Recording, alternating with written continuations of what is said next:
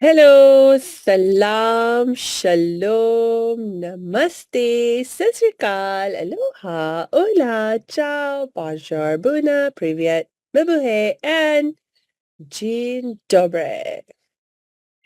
I'm so happy and looking forward to our conversation today because we have a very special guest, and that is Jeanell Greene. So Jeanell is a marriage coach. Welcome, Jeanell. Hi, thank you for having me. Yes, I'm so happy to have you. Please, Janelle, tell us more about who you are and what you do. Okay, well, I am Jeanell. I am from Vancouver, Canada, and I have been happily married for 18 years. And I have made it my mission in my life to bring love and healing to the world. I think we are in a very troubling and concerning time as we're all trying to deal with life and stress and children and bills and keeping relationships connected. I think that there is a huge need for education, Mhm. for support, for compassion, for healing, for forgiveness.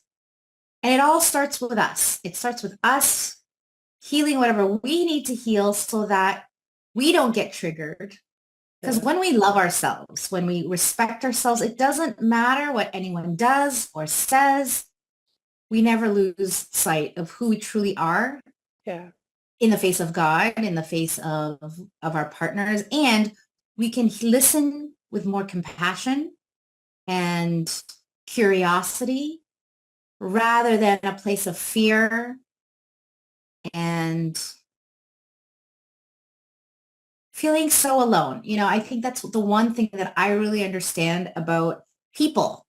Mm. When I first became a relationship coach, marriage coach, I thought I needed to know everything there was about relationships. And there's a lot.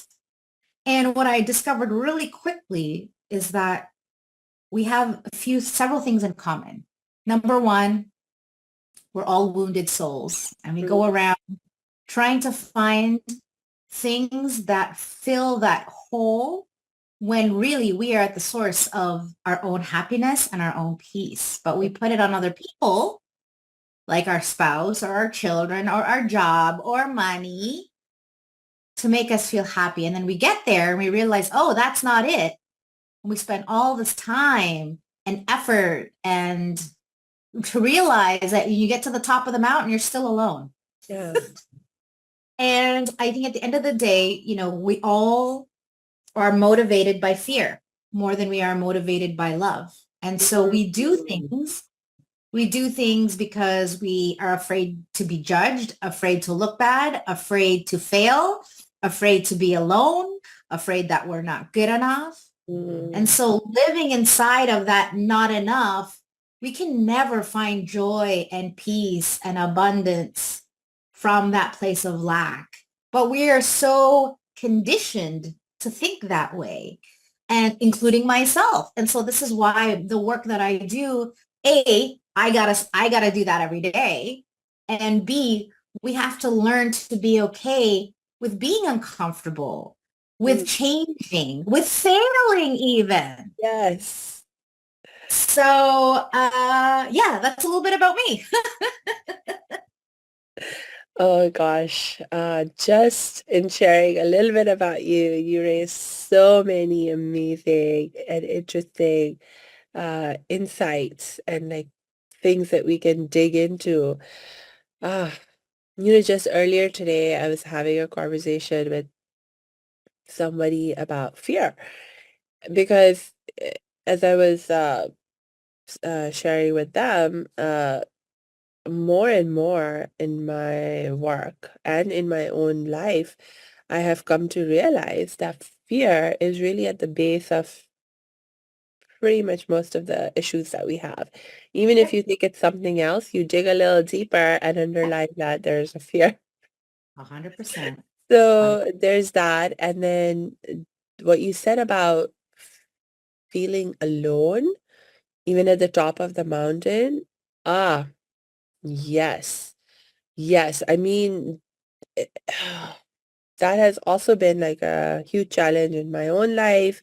And I know that a lot of people in our community of change makers, that is our audience, they struggle with because, change making can be a hard process and it can 100%. feel very lonely also. Whether Yeah. you're trying to change your life, your own life, or whether you're trying to change the world.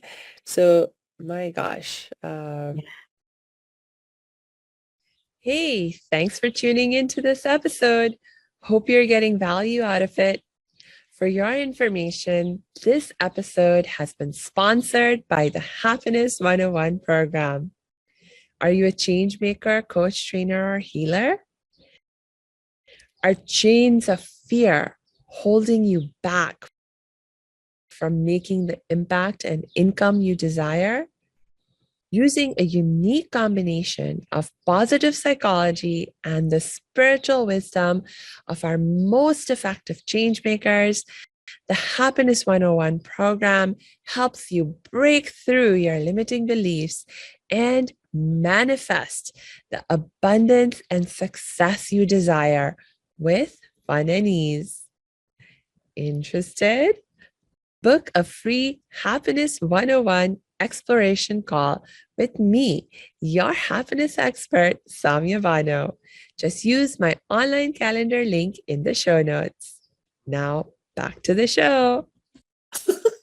We can talk about this, I'm sure, for days and days about change because Yeah, I think that we all know that we need to change in order to have what we want in our life, but change is outside of our comfort zone.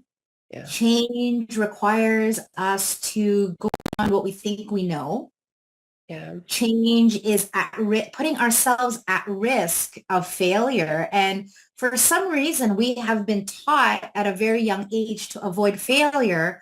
But in order to become extraordinary at anything, like yes, if we think about the greatest minds in the world, they didn't just wake up one day and were the greatest minds. They had to fail and fail and fail and fail and fail to become the people that they are. And, when we look on the outside, we're like, oh, look at Oprah. She has it so easy. Oh, look at all these amazing people. How do I get there? And what they don't share is a lot of times is the hardship and the struggle and the pain and the blood and the sweat and the tears in order to get to where they are now. and the thing is that even when they do share something of the struggle that they have had, we tend to ignore it. We tend not to pay as much attention to that. Because like, for example, I know you mentioned Oprah, and I know I've heard Oprah talk about, she survived sexual assault. Yeah. She's dealt with poverty. She has, health challenges that she has struggled with. So I mean, and even now, I think in one of the last interviews I was listening to from her, she was talking about how after she made the transition from being the TV personality in terms of hosting that show that she had been hosting for so long, and it was popular and that made her famous and all of that. But then when she decided to do something different and she decided to start her own TV channel, she was talking about how that presented this like whole new set of challenges and pushed her in ways that, were very new for her. And Yes. like, even though she was already so rich and influential, what she was trying to do required significantly more money, significantly more resources, and required her to up-level her game in terms of her ability to deal with her own anxieties and fears, etc., even more. I mean, as good as she already was, Yeah. because she wasn't satisfied with the status quo. She didn't want to Yeah. just settle for things as just staying where she was. She wanted to grow. So then even then she had to go through growing pains. Yeah, yeah. I before I actually became a coach, I worked in sales. I worked in corporate sales for almost 20 years.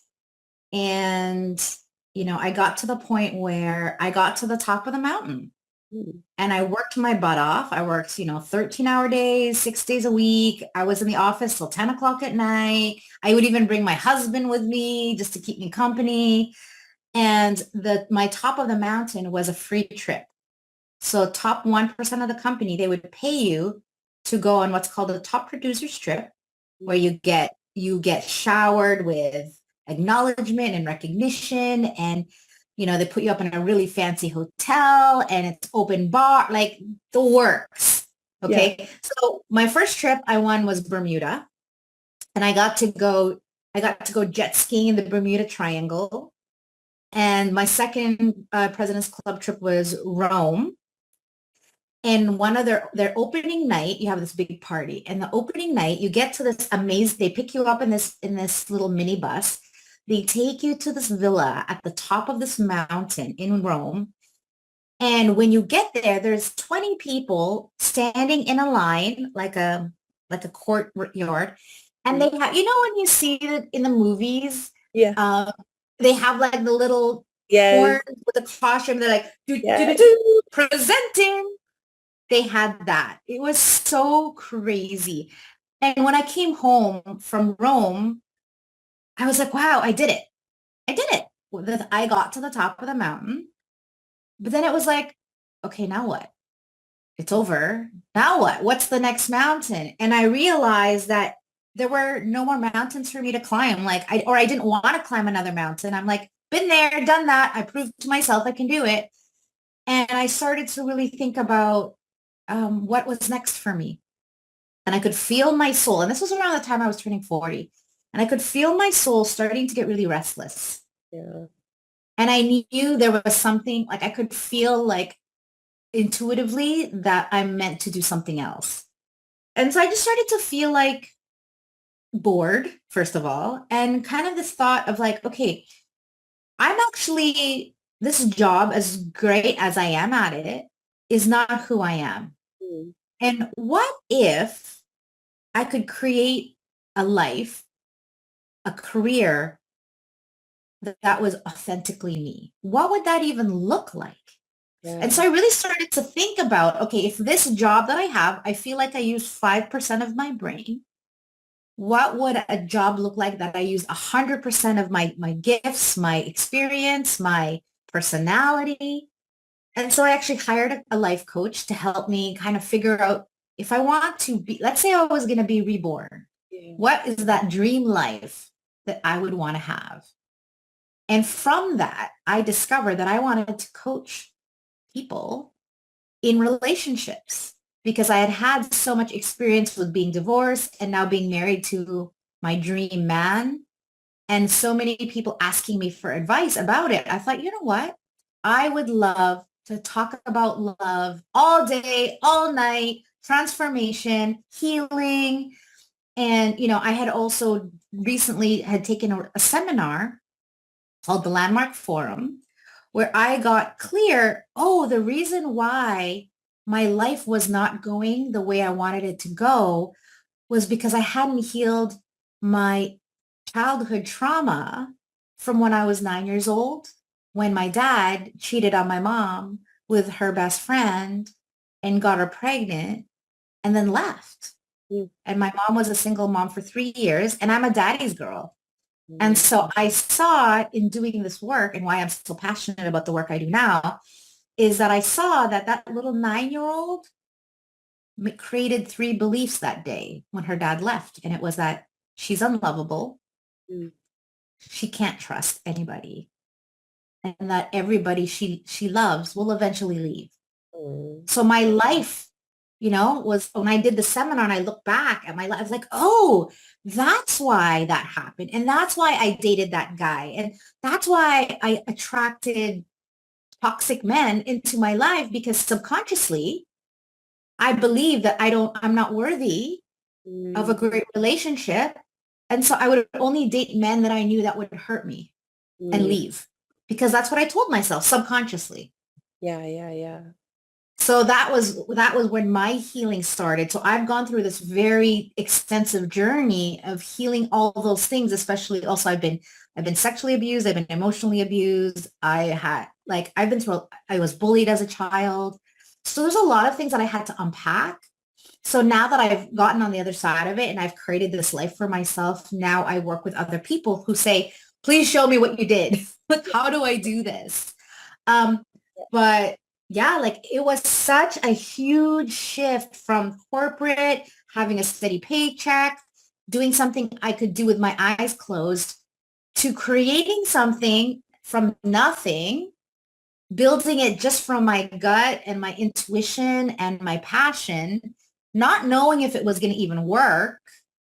And then thinking, oh yeah, this can't be that hard. And realizing like, whoa, this is really hard. Even with all my skill set, it was still, I thought, oh, I'll just put up my website and then magically people will just call me. No, no, no, that's not how it works. And so I really, every day, I probably tried to quit like a million times in the last 5 years, but I was so clear about what God wants me to do with my life.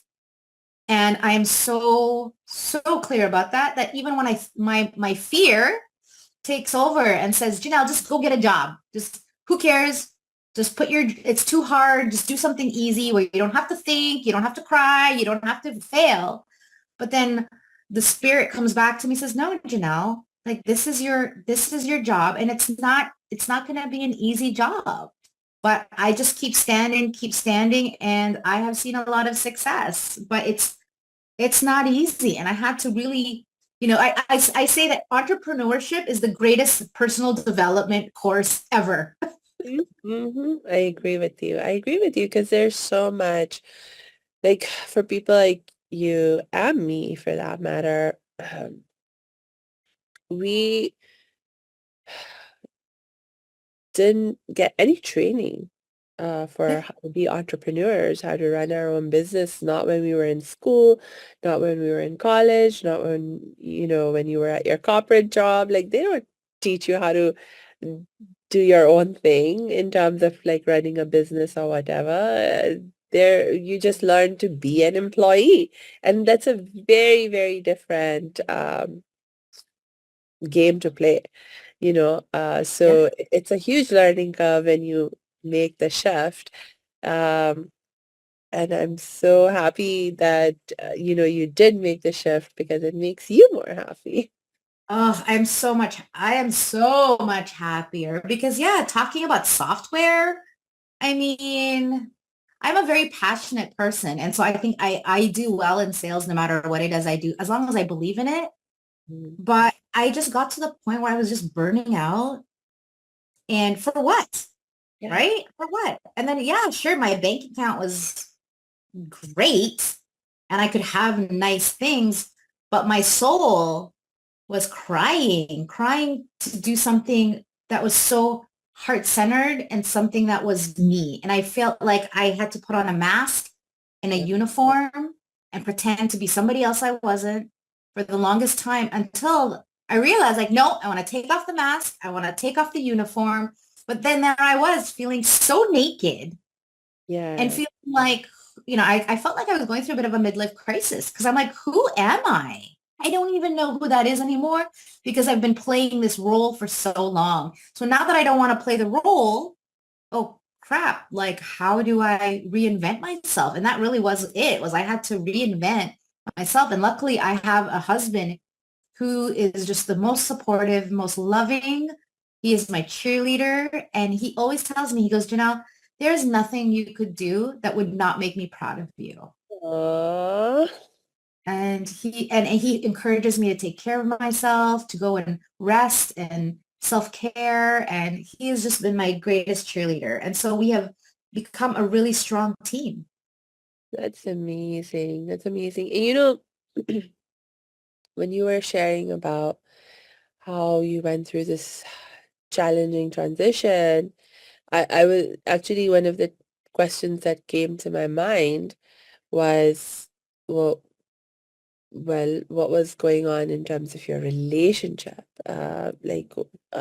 Because I know that oftentimes in relationships, when one partner is trying to create a change in their lives, the other partner, how they're there for you or not, makes a huge difference, not only in terms of if you are or are not able to achieve your goals to create the change that you want, but also how hard it is or how easy it is. And absolutely, it has a huge impact on the quality of the relationship.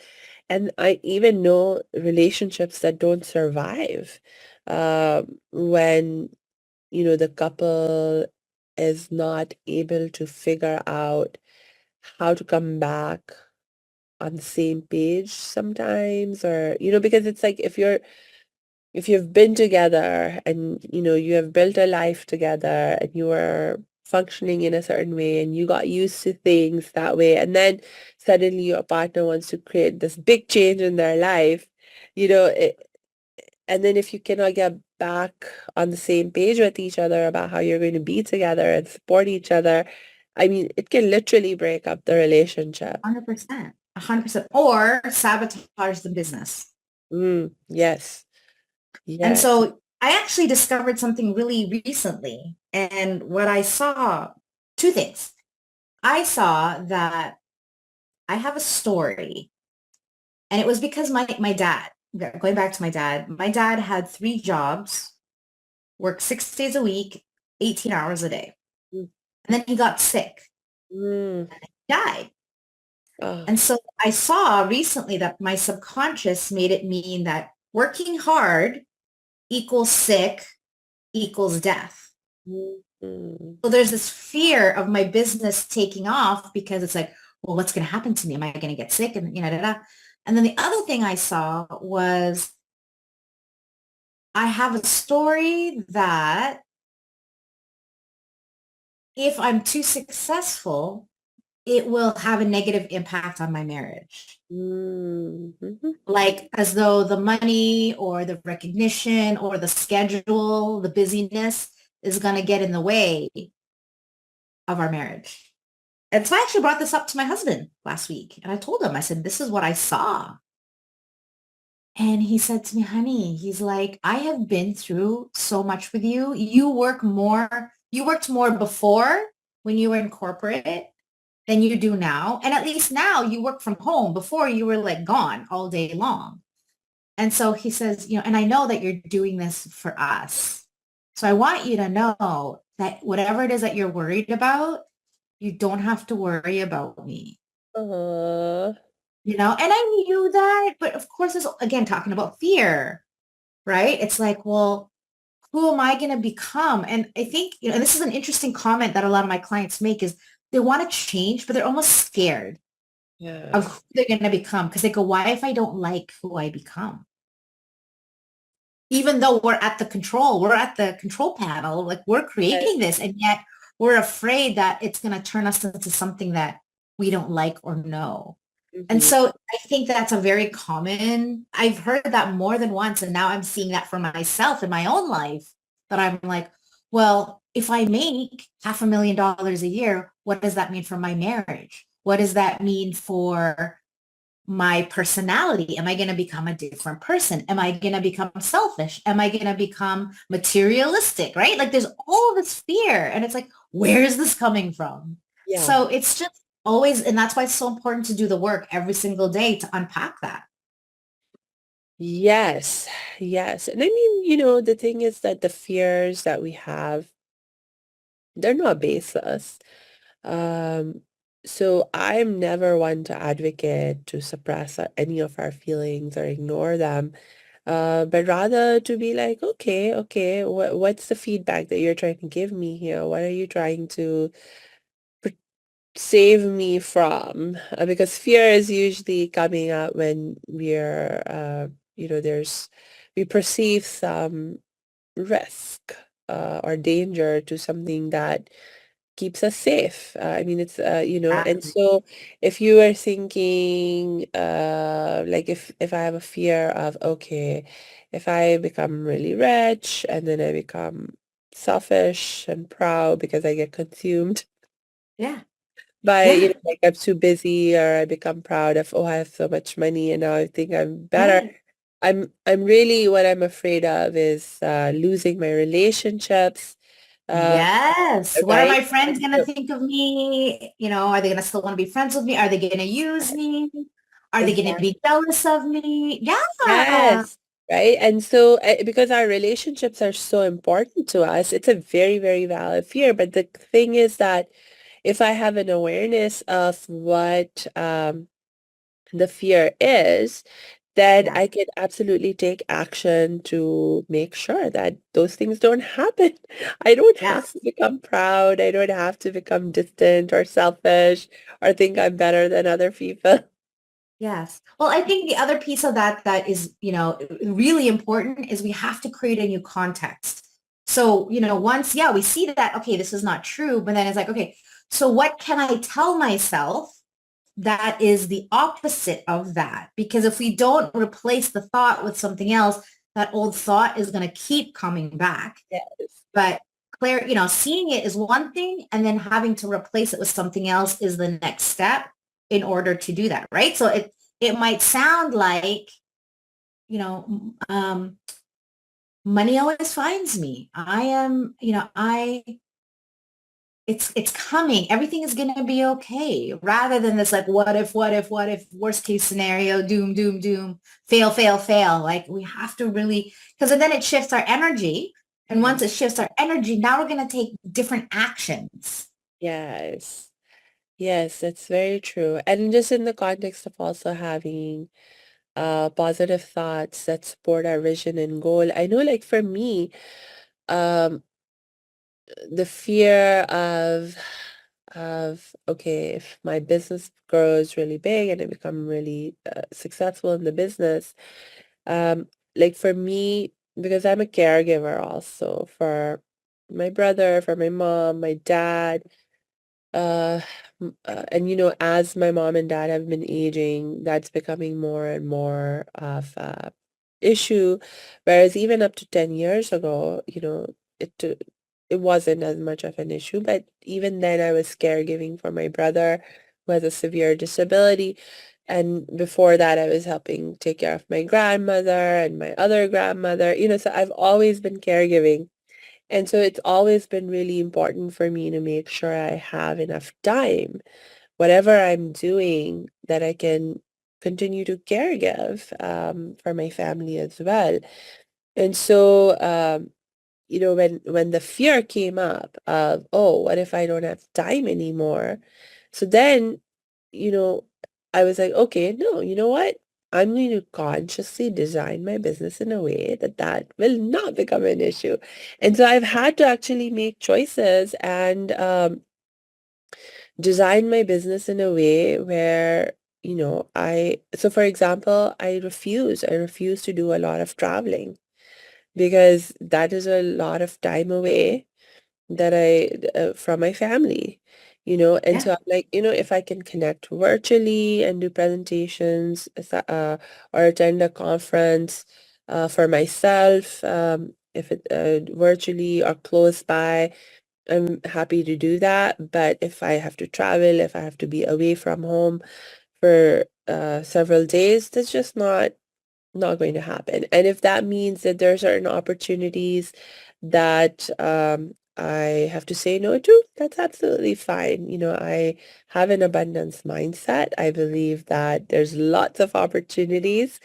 Um, with whatever strategy I choose, um, there'll be lots of opportunities. There are lots of opportunities. And so to say no to an opportunity that requires me to do something that ultimately would conflict with my other values and other needs, it's okay. It's absolutely fine. And it does not cause me any anxiety anymore because, I'm recognizing why I'm making that choice and having an abundance mindset around it. Yeah. Cool. But back to you and your husband and relationships and creating change in the relationship or one person in the relationship trying to create change. So tell me more about um, how your husband supported you, or if you're working with one of your clients, what you would share with them about how they can best support their partner.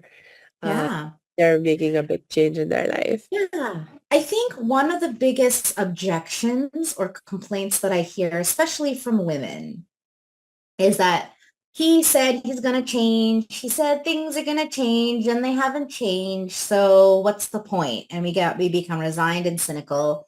And we start to make up stories that they haven't changed because they don't care, Mm, or that they lied that they want to change and they actually don't want to change.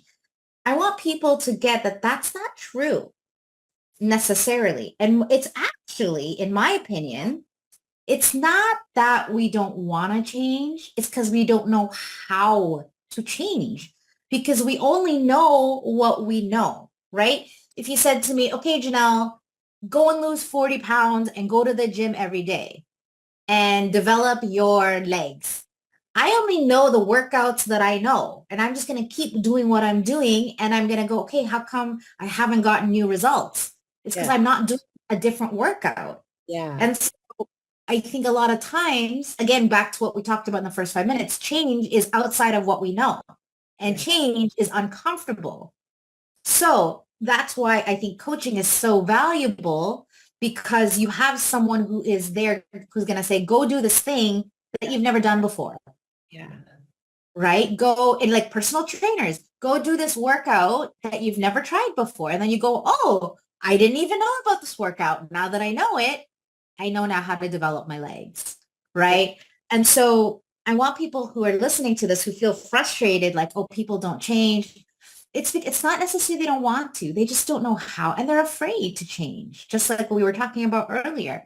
So I think what we need to do, if we want a behavior to change, we actually have to reinforce it. Just like if you have children, right? If you want your children to clean their room, for example, and when they clean their room, you're like, what? And everybody makes such a big deal about it. Guess what? They're going to probably want to clean their room more often, right?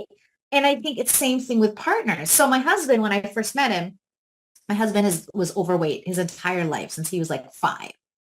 And when we got married, he was close to 300 pounds. And he's like 6'1". So I wouldn't call him fat, but he was, a bigger boy. And I was going to the gym regularly, and I would try to encourage him, like, come with me. And he's like, oh, maybe someday, whatever. Anyway, he finally comes to the gym with me, and we get home, and he's wearing, a sleeveless shirt. And I could see his arm was starting to like show definition. And so I pointed it out to him, and I said, honey, your arm looks really toned. He's like, oh, really? I said, yeah, it's really sexy. He's like, oh, cool. Okay, maybe I should start working out. And he lost 100 pounds. And he goes to the gym 5 days a week for 60 to 90 minutes. He sends me pictures. He would kill me if he knew this. But he sends me pictures of himself at the gym flexing. oh, And if I don't respond or send an emoji, he will tell me. He's like, honey, did you see my photo? Because you didn't like it. I was like, oh, honey, I did see it. I just didn't have time to acknowledge it. But I get that that's his motivation, is he wants to be acknowledged. And he knows that when he looks good, Jeanell is a little bit more interested in him sexually. So and his love language is physical touch. So oh, he's like, oh, me going to gym equals Jeanell touching me more. So now that is his motivation. So we can use that context into anything we want. So my love language is service.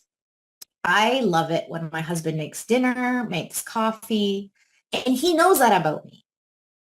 And so, we've been together for 18 years, and we've never had an official conversation that he's supposed to make coffee, but he gets up first before me and he makes coffee.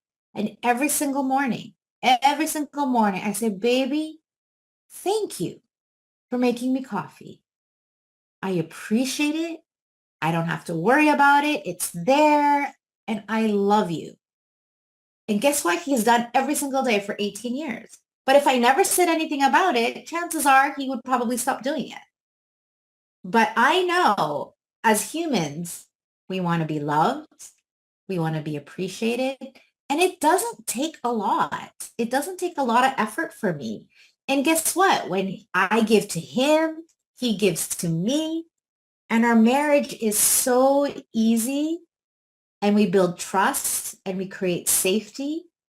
And we just feel so intimately connected that we can have any difficult conversation and not worry about the state of our relationship. And we've had to have some really hard conversations, but our love and our connection and our trust within each other is so strong.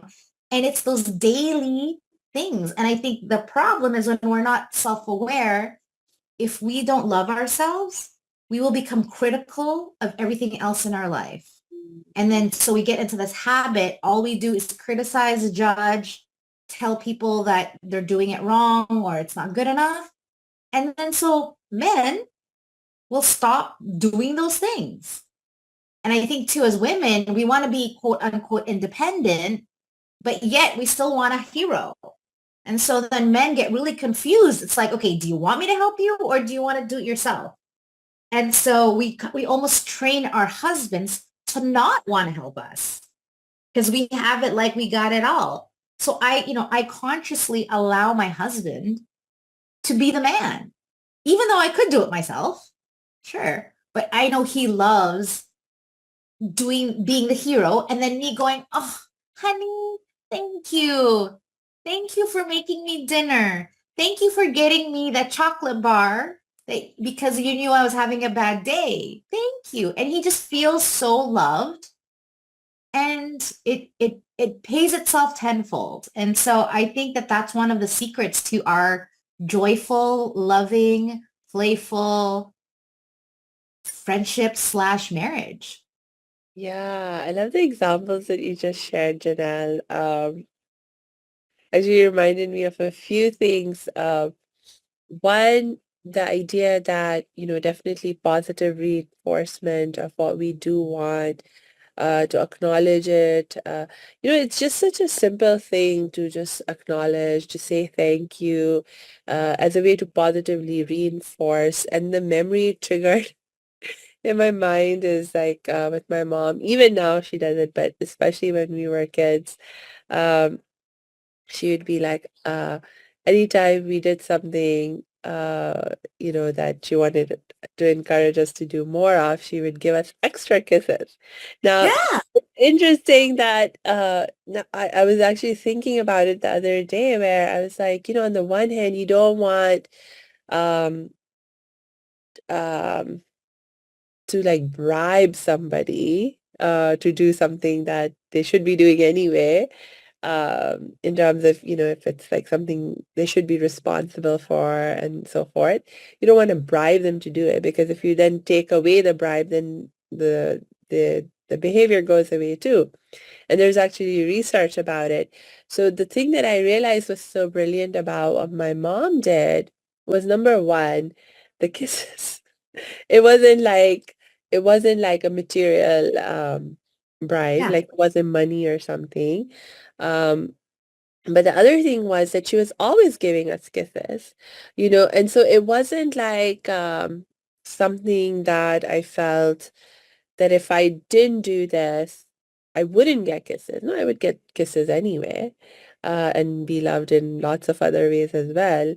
But it's just that if I did do something, she would give me an extra kiss, or maybe just acknowledge with the kiss that this kiss was because she was particularly pleased about my having done that. And so, on the one hand, I got positive reinforcement and encouragement, and on the other hand, it didn't feel like I was being conditionally loved because she was loving me all the time anyway, Ah, yeah. you know? Well, it gets dangerous though is when we use fear in the same way to control and then a lot of parents, right? Like when you do something good, they love you. When you do something bad, they make you feel like crap.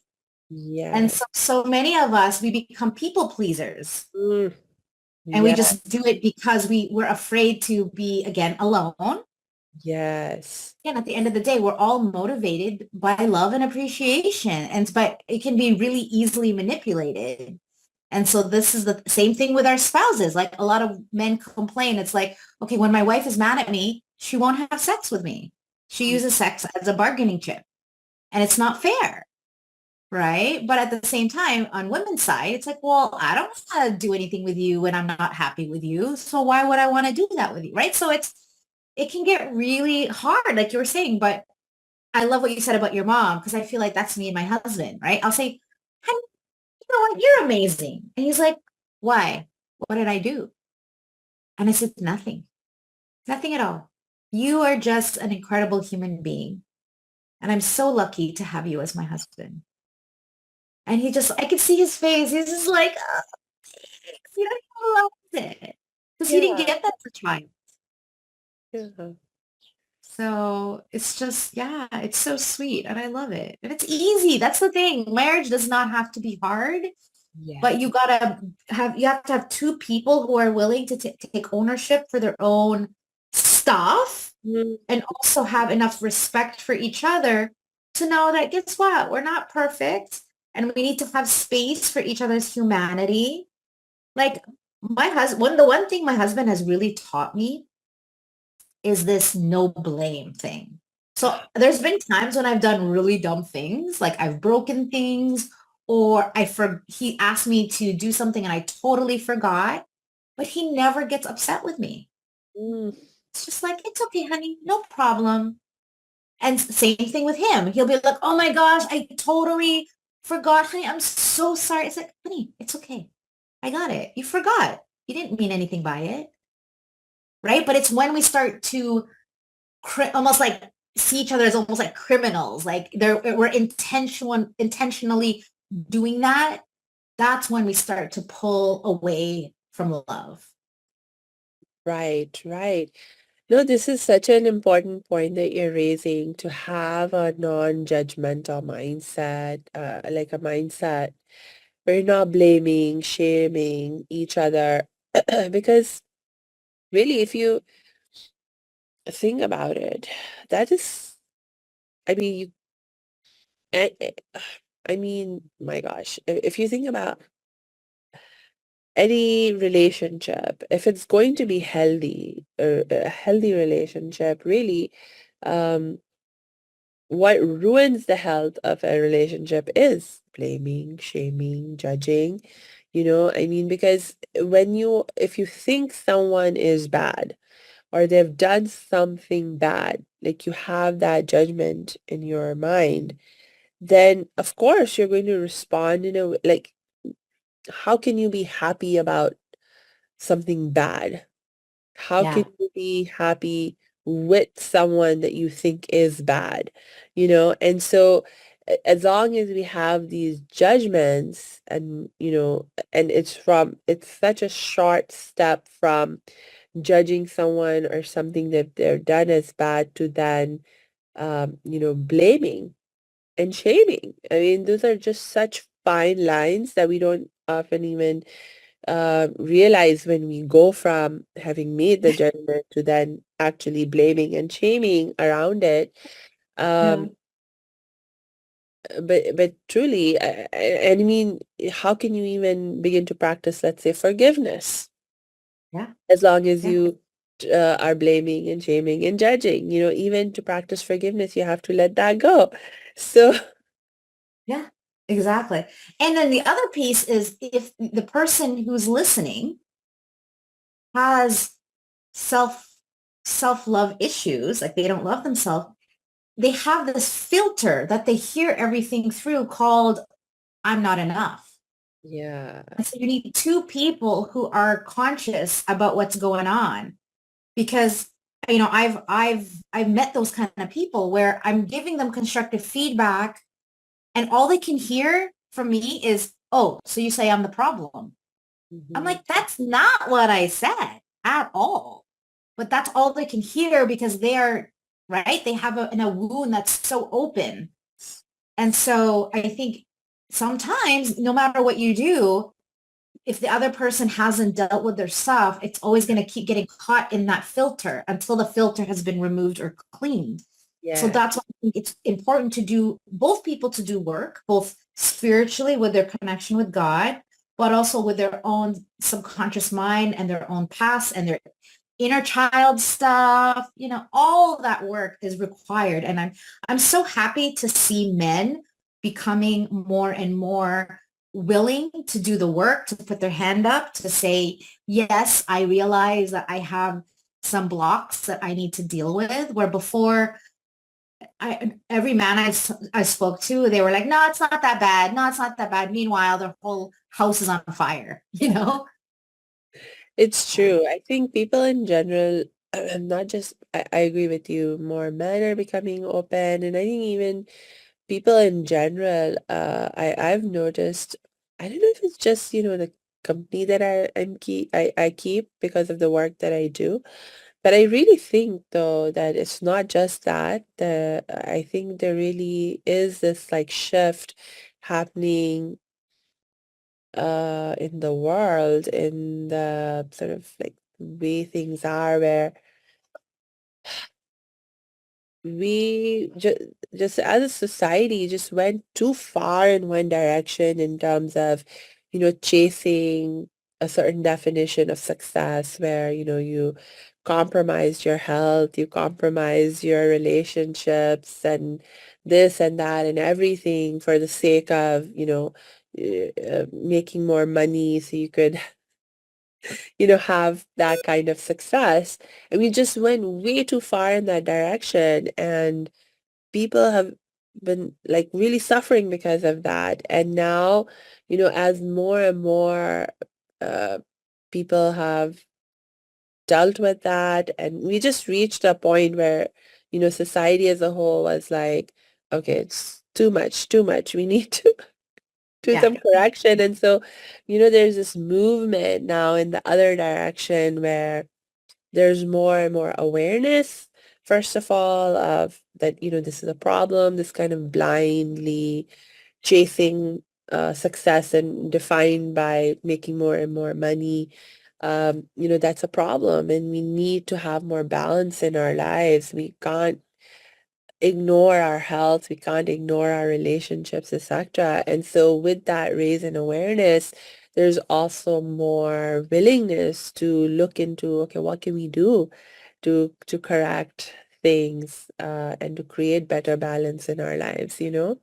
And definitely, especially since COVID started, I think for a lot of people, that opportunity to create change got opened up even more and accelerated even more. And so a lot of people have been um, more willing and more open. I know several of my closest family members who, working corporate jobs and so forth, making six-figure incomes.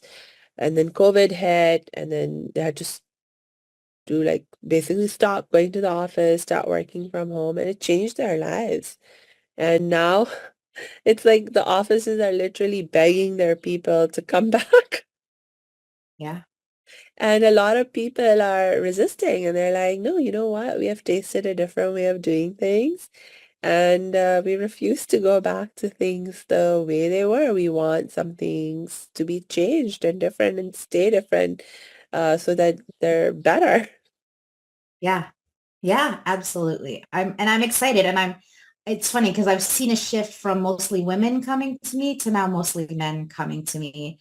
And when I look at my Google reviews, I mean, they're a mix, but when I read the men's Google reviews, I read the women's, and I'm like, yeah, that's really strong. And then I read the men's and they're really long and they give me goosebumps. Oh, And it just gives me so much hope, and I'm excited because when men become conscious to what they've been unconscious about, and not just men, but I mean, women's kind of always been ahead of that, but I think for men, they're just starting to catch up. And now that their eyes are being opened, they can become more better fathers, better husbands, better leaders, better. They get to really redefine what masculinity is, distinct from what they were taught as children and what was drilled into their head that men don't have emotions and all this toxic, stuff. Yeah, I'm feeling really inspired and hopeful for the future. Yes, And we yes. still have a lot of work to do. True, true, true. No, I appreciate what you're sharing about how things are changing for the men also, because this is a struggle that I see in my community. Now, when I say my community, I'm talking about my Indian, Pakistani, and Muslim community, especially the more traditional parts of our community, because, um, insofar as, uh, like in our Indian Pakistani traditional culture, there have been very strong delineations between, okay, this is the men's role and this is the women's role, and so it makes um it difficult to create change if you want to have a different kind of relationship, for example, and you don't want to follow the traditional formula of how husband and wife are together, because it's not just that times are changing, but that we living, especially here in America, we're in such a different context. I mean, things are changing back in India and Pakistan also, but for my family, for example, it's we are in a very, very different context here in America, and there's a lot of differences because of which things that worked perfectly fine back when we were in India and Pakistan, they become dysfunctional over here. I mean, one example would be like in terms of the role of men and women. Uh, like my mom, it was either like, okay, um, either you don't work, I mean, work for money, because that's the husband's job. And even if you do work, then there are certain acceptable things that you can do, that you can mostly, it's like, okay, what can you do from home? And maybe if some things you could do outside, but very restricted. So, but when we were there, she had the support structure and so forth that allowed her to work within those constraints. But here, we don't have that same support structure. So even if she wanted to continue to do those things, she wouldn't be able to here. And so then you have to think about change. Yeah. Oh, Janelle, I just lost your voice.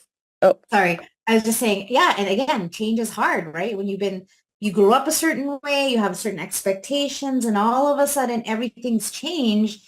Even though you know you need to change, it is, a lot of us are very stubborn, right? And it's especially coming from the old school or just been drilled that this is how life should be. And now you come to a different country where it's a total different culture. Now your eyes are opened and you're like, okay, well, we need to change. And maybe the other person's like, but I don't want to change. Like, but we have to change. So yeah. yeah. So help each other change and do it with love and positive reinforcement. Right. Janelle, I'm having so much fun talking with you. We could talk for days, but I know you have to go, and I also need to wrap up. So any last words, thoughts from you? Choose courage over comfort Mm, because it takes something to really bust through what we feel comfortable in, even though we know it's not. Because sometimes we think it's comfortable, but it's actually not comfortable. yeah, But sometimes, change, sometimes we have to wait till it's so uncomfortable to be comfortable, then we change. And I encourage people to really have the confidence and the courage to get uncomfortable so that you can grow and actually be happy. I love it. I love it. And for my last words, I will just remind our audience to please check the show notes because we will drop Jeanell's links in there so you can connect with her and continue to learn with her and get more help and support whenever you feel ready for it. So until we connect next time, I wish you lots and lots of peace and joy.